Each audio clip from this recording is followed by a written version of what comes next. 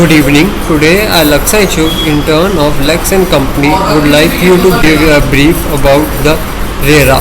The full form of RERA is Real Estate Regulation and Development Act. The main objective of this act is to regulate the sale and purchase of a land. Its main aim is to regulate the sector of real estate sector and to ensure the transparency between the consumer and the builder. Prior to the RERA, many malfied practices used to happen. The real estate sector was used to laced with the corruption, black money. But with the coming up of RERA, all these things changes.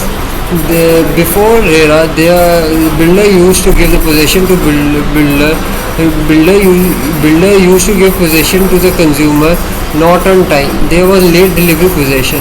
There the site plan was not as per the site plan which was promised. Therefore, lots of problem. But with the coming up of RERA, the whole real estate functioning was regularized.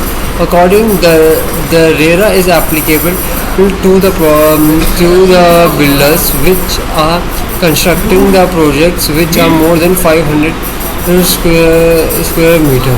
According to this, no builder or promoter can advertise any project or sell any project if it exceeds more than 500 square feet without the prior approval of the authority. However, this is not applicable to any project which is less than 500 square meter or where it is related to any renovation. There are the following kinds of documents which are required in RERA. These include